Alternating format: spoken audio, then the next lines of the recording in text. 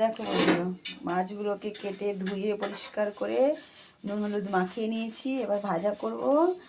আর মাছের তেলটা দিয়ে পেঁয়াজ কাঁচা লঙ্কা দিয়ে আর অল্প বেগুন দিয়ে ভাজা করব। আর বাকিটা করব বেগুন দিয়ে মাছের ঝাল। তো দেখতে থাকো।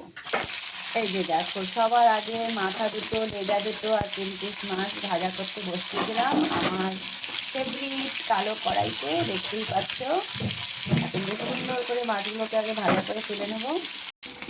এই যে বন্ধুরা দেখো, মাছগুলো বেশ কড়কড়ে করে ভাজা হয়ে গেছে। আর দেখো কত সুন্দর তেল বেরোচ্ছে। ও যা লাগবে না।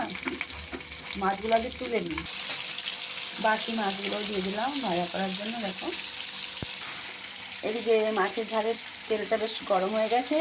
অল্প 5 ফোড়ন দিয়ে দিচ্ছি তেলে। অল্প পেঁয়াজ দিচ্ছি তেলের মধ্যে।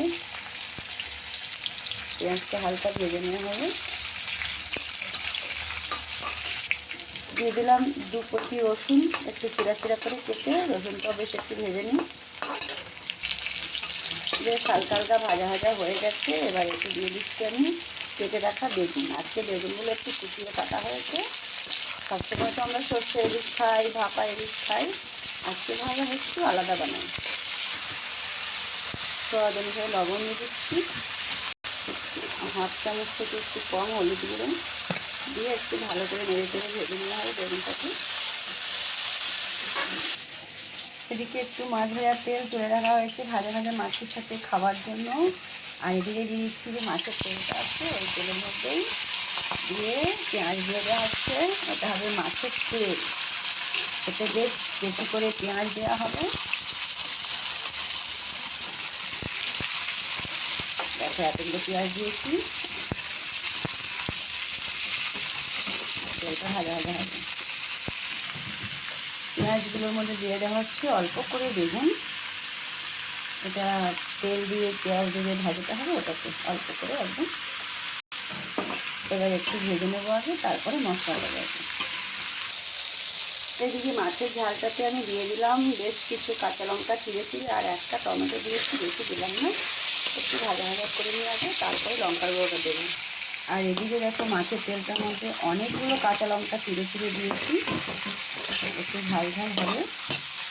এটা এখনো ভাজা হচ্ছে।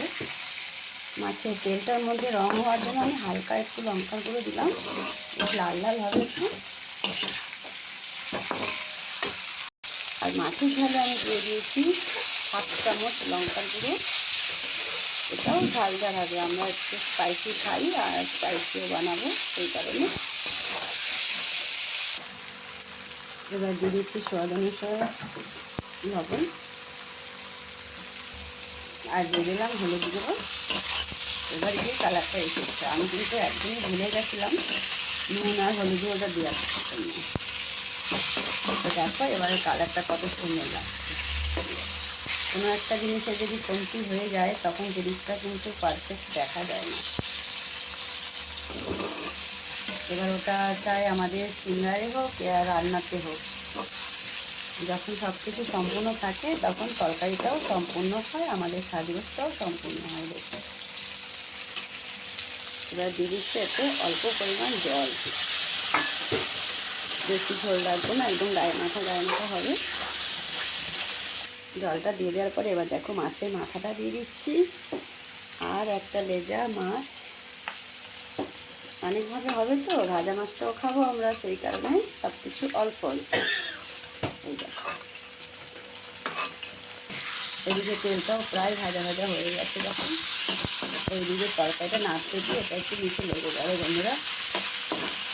দুটো জিনিস একসাথে হচ্ছে তো, রাতও অনেক হয়ে গেল, প্রায় 11টার ওপরেই বাজে।